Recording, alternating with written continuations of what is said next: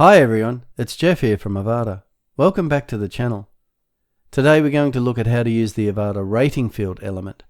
By the end of this video you'll understand all the options in the element and when and how to use it effectively in various forms. If you find this helpful, don't forget to like and subscribe, and hit the bell icon to stay up to date with all new Avada videos. Alright, let's dive in. The rating field element in Avada Forms can best be used when you want users to give quick visual feedback by selecting a score from a fixed range. It's most commonly seen in the form of star ratings, but it can be used for any kind of scaled response. Typical use cases include customer satisfaction, event feedback, product reviews, or simple opinion questions like how useful was this page. So you probably wouldn't use this in a contact form, but more likely after the contact when you want evaluation and feedback. So for example, on the investment Prebuilt, there is a form for users wanting a consultation. After the consultation, an employee could send an email with a link to a page containing the evaluation form. So here's a short evaluation form I created.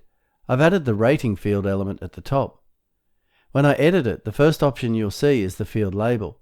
This should clearly explain what the user is rating, such as rate your experience or how satisfied were you with our service. The field name is next, and this is an internal identifier used by the system. This is what you'll see in submissions, email notifications, or other integrations. A descriptive field name helps you organize and use the collected data efficiently. This autofills from the field label, but you can of course change this to whatever you want. The required field option determines whether the form can be submitted without a rating. If the feedback is essential, enabling this ensures the user must select a value before submitting.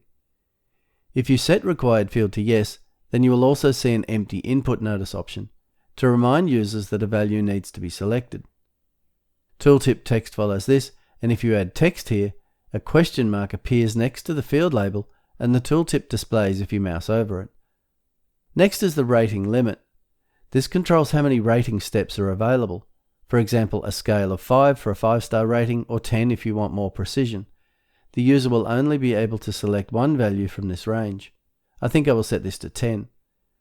Note that there is no default value option here.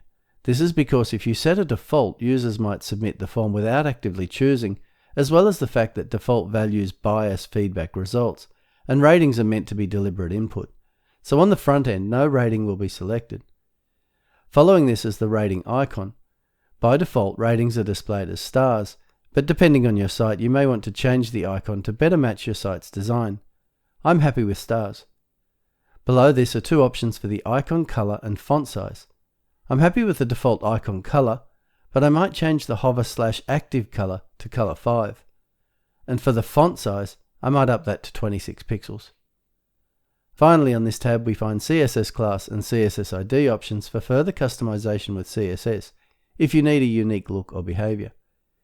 There's also a conditionals tab where you can add conditional logic to the element.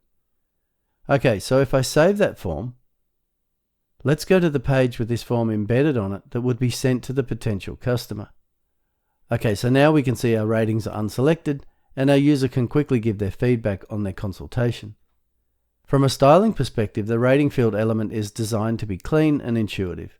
Because it's visual, users can respond quickly without reading instructions, which makes it ideal for short forms and surveys. When the form is submitted, the selected rating value is stored just like any other field. You can include it in email notifications or export it for reporting and analysis. In summary, the rating field is best used when you want fast, intuitive feedback based on a numeric scale. It's simple for users, flexible for form builders, and a great way to collect structured opinions without adding friction to your forms. And that's it for this video. If you found it helpful, make sure you're subscribed to the channel for more Avada tutorials and deep dives. And if you have any questions or need help, feel free to create a support ticket. Our team is always ready to help. As always, thank you for choosing Avada.